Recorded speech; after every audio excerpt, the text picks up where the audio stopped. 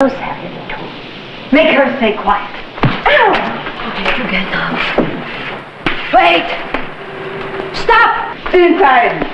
Okay, girl.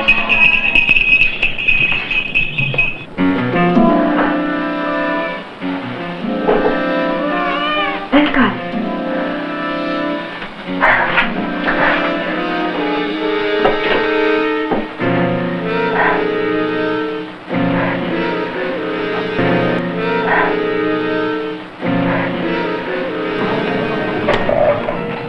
Hey!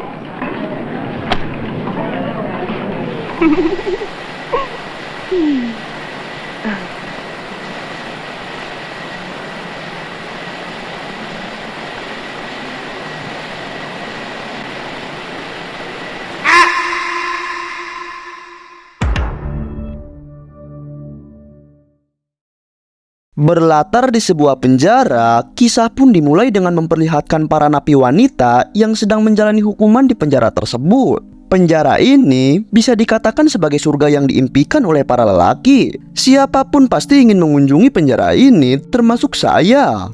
Iya, dikarenakan penjara ini diisi oleh gadis-gadis cantik dan berbadan mulus. Penjara tersebut hanya dikhususkan untuk para wanita. Tidak ada laki-laki di penjara ini kecuali petugas sipir. Para tahanan di penjara tersebut bekerja dengan pekerjaan yang bermacam-macam. Ada yang membuat kerajinan, berkebun, dan bercocok tanam.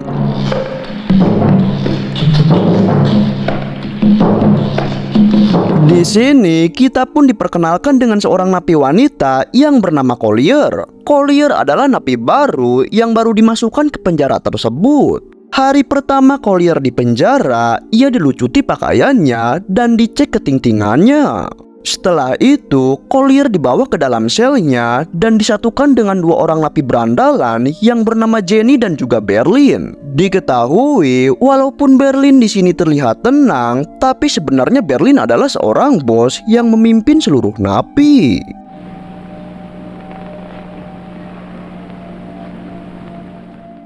Singkat waktu, saat malam harinya, ketika Collier sedang tidur, ia tiba-tiba didatangi seorang napi yang bernama Boa. Di sana, tak diduga Boa tiba-tiba membakar rambut Collier. Beruntungnya, Collier saat itu juga langsung terbangun hingga membuat suasana menjadi gaduh. Di sini, Boa merasa curiga bahwa Collier adalah napi palsu yang sedang menjadi mata-mata untuk mengawasi mereka. Akan tetapi, Collier yang mendengar tuduhan itu, ia langsung mengelak bahwa itu tidak benar.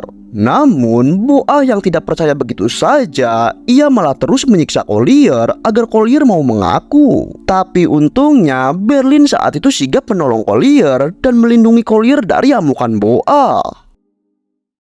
Di kemudian hari, kita diperlihatkan dengan dua orang pria yang bernama Harry dan juga Fred. Saat itu, mereka sedang bertugas untuk mengirim pasokan makanan ke dalam penjara. Bagi Harry, ini adalah pekerjaan yang menyenangkan karena ia sudah sering bolak-balik ke penjara tersebut untuk memasok makanan. Sementara Fred sendiri baru pertama kali mengantar makanan ke penjara itu karena dia adalah petugas logistik baru. Di sana, Harry pun memberitahu jika di penjara tersebut diisi oleh gadis-gadis cantik, maka sebuah keuntungan jika mereka bisa menyicipi dari salah satu wanita itu. Saat Harry dan Fred di dalam penjara, mereka pun langsung diteriaki dan diserbu layaknya seorang artis. Karena para tahanan itu sudah lama tidak pernah melihat laki-laki selain penjaga sipir di sana. Terlebih, mereka juga sudah berjamur sebab lahan gambutnya tidak pernah dibasahi lagi. Setelah itu, Harry dan Fred menuju sel Collier dan juga yang lainnya. Di sana, Harry mengatakan kepada Jenny jika ia memiliki surat dari keluarganya untuk diberikan kepada Jenny. Namun sebelum memberikan surat itu, Harry ingin Jenny membayarnya. Akan tetapi, karena Jenny tidak memiliki uang, ia pun akhirnya membayar surat itu dengan memberikan kedua bola basketnya untuk digenyal-genyal oleh Harry. Namun sayangnya, setelah Harry kenyang, Jenny ternyata kena tipu. Surat itu sebenarnya bukan untuk Jenny, melainkan untuk Berlin dari kekasihnya. Suatu hari, ketika para tahanan bekerja, wakil sipir tiba-tiba memanggil Berlin. Dia langsung mengambil kertas surat kemarin yang ada di dadanya.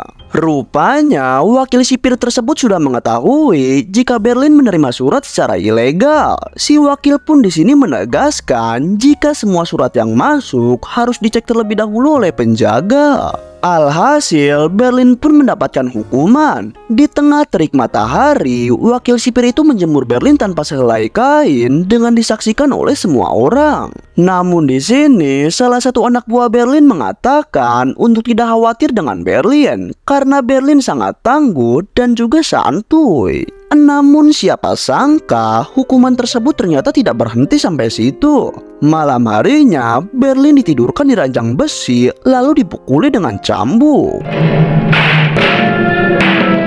Setelah babak belur, Berlin pun akhirnya dikembalikan ke dalam sel.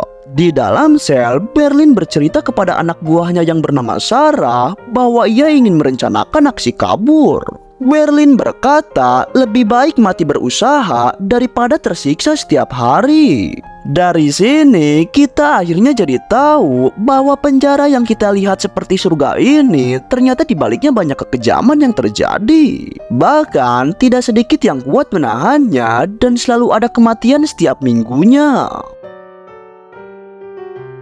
Suatu hari, Harry dan Fred kembali mengantarkan logistik makanan untuk kebutuhan para napi. Di sini, saat Fred akan mengantarkan bahan makanan ke dalam gudang, ia tak sengaja melihat Sarah yang sedang mandi. Lantas, Fred pun berhenti sejenak untuk menikmati pemandangan tersebut. Seusai Fred mengantarkan bahan makanan ke dalam gudang, ia tiba-tiba dihadang oleh Sarah. Karena ternyata Sarah menyadari jika tadi Fred mengintipnya saat sedang mandi.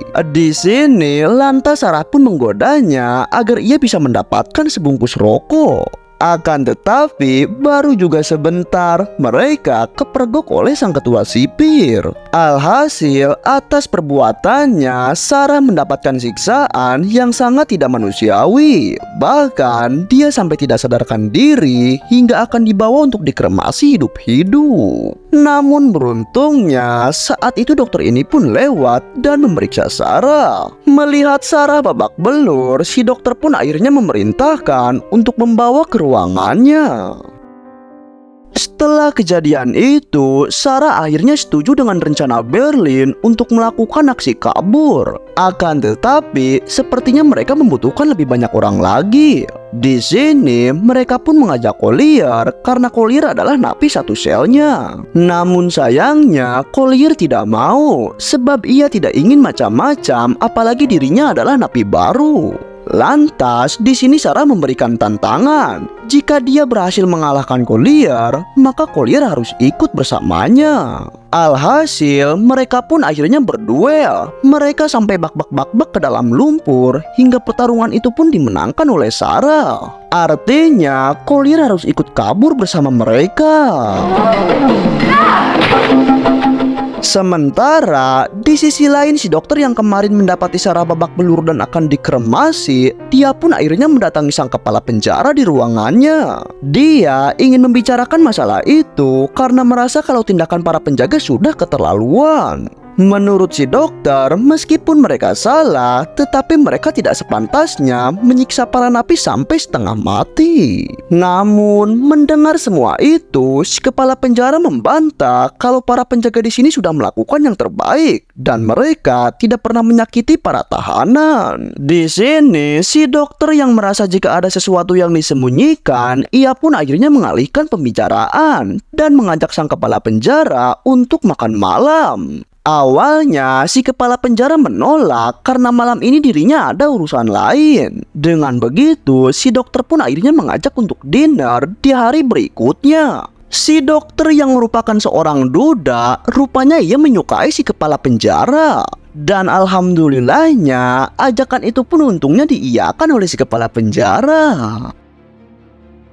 Singkat waktu, saat malam harinya, terlihat Berlin pun sudah berhasil mengumpulkan beberapa napi yang akan ikut kabur bersamanya. Terlihat napi-napi cantik itu sedang menyusun rencana untuk melakukan aksinya esok hari. But listen, I want you both to practice every day. Well, it's stiff, so pull it. That's good. And you release it with this little clasp. Singkatnya, rencana pertama mereka pun dimulai saat jam makan siang. Di sini, Sarah membuat kerusuhan dengan memancing emosi para tahanan lain sehingga kericuhan pun terjadi.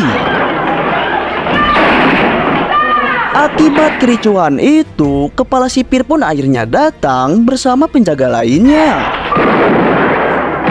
Namun setelah diberi tembakan peringatan, bukannya merasa takut, mereka malah melempari si kepala sipir menggunakan makanannya. Di balik kekacauan itu, di sisi lain Jenny sendiri tengah menyelinap mengambil sesuatu seperti yang direncanakan. Tapi sayangnya, Berlin, Sarah, dan Collier yang dianggap menjadi biang kerok keributan berhasil diamankan oleh para sipir dan dijebloskan ke dalam sel isolasi. Mereka akan dikurung di sana sambil menunggu keputusan hukuman dari ketua sipir. Namun ternyata semua ini adalah bagian dari rencana mereka. Sementara para napi yang lain termasuk Jenny, mereka sudah dimasukkan kembali ke dalam selnya masing-masing. Saat itu, Harry dan Fred yang tengah membawa pasokan makanan di dalam sana, Jenny mencoba merayu Harry untuk diajak mohaehe. Oleh karena itu, Jenny meminta Harry untuk membukakan pintu selnya terlebih dahulu dengan mengambil kuncinya dari ruangan penjaga agar mereka bisa bebas enak-enak malam ini. Harry yang imannya setipis sutra, tentu ia pun terpancing. Demi kenikmatan duniawi, Harry akan melakukan apa saja supaya bisa mendapat keinginannya selama ini. Di tempat lain, terlihat si dokter sedang asik makan malam dengan sang kepala penjara demi menjalin PDKT-an sekaligus mencari tahu apa yang sebenarnya telah terjadi di penjara di bawah kepemimpinannya. Namun beberapa saat kemudian, si kepala penjara tiba-tiba seperti mendapat sinyal kalau dirinya harus mengerjakan urusan.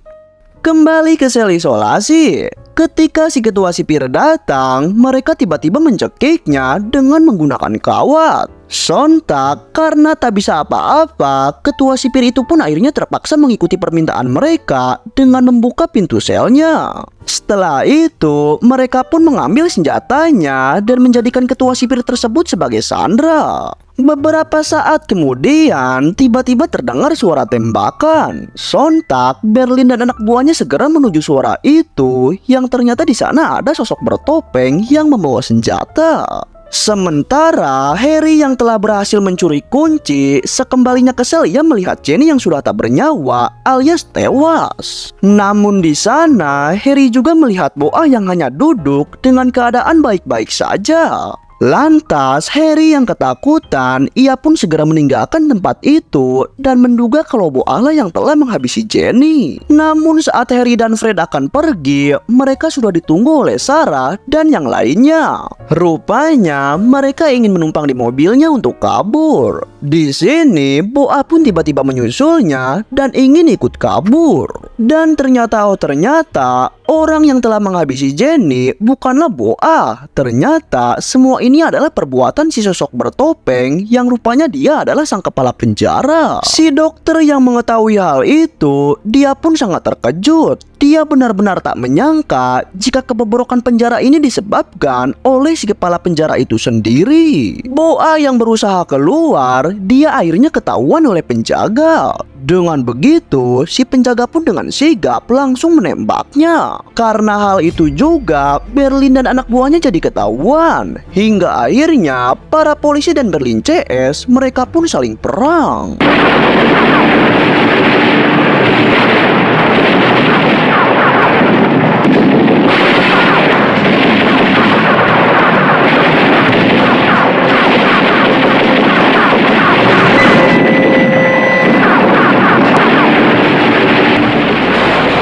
Setelah pertempuran sengit, mereka akhirnya berhasil kabur dari penjara dan bersembunyi di perkebunan. Di sini, untuk mengucapkan terima kasihnya kepada Harry dan Fred karena telah memberinya tumpangan, Berlin pun mengeluarkan seorang wanita dari bagasi mobil untuk dihadiahkan kepada Harry dan Fred. Yang ternyata itu adalah si kepala penjara yang berhasil mereka culik. Namun sayangnya, baru satu malam mereka melarikan diri, persembunyian mereka itu tak lama diketahui oleh para sipir supir yang langsung menyergapnya. Di sini, Berlin yang tak ingin Collier menjadi korban, ia menyuruh Collier untuk pergi saat itu juga. Sementara dirinya dan anak buah yang lain akan melawan para penjaga.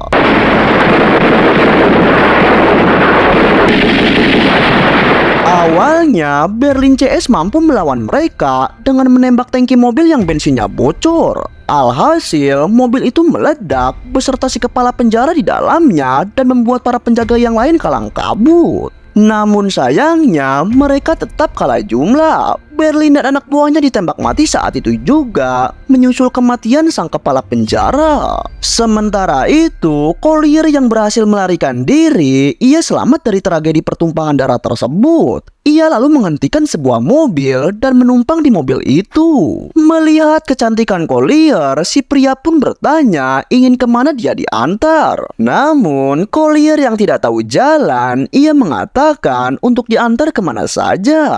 Lantas, sesuai permintaan Collier, ia akhirnya dibawa kembali ke penjara. Karena pria tersebut ternyata adalah seorang polisi. Atas kematian para tahanan wanita itu, kini hanya tersisa Collier yang merupakan kelompok Berlin. Dengan begitu, Collier akan menjadi bos baru di penjara untuk menggantikan posisi Berlin sebagai pemimpin napi, sekaligus menjadi penguasa. Hingga setelah itu, pada akhirnya film ini pun berakhir. Bagaimana menurut kalian? Oke, kita akhiri untuk video kali ini. Adios, kamsahamnida.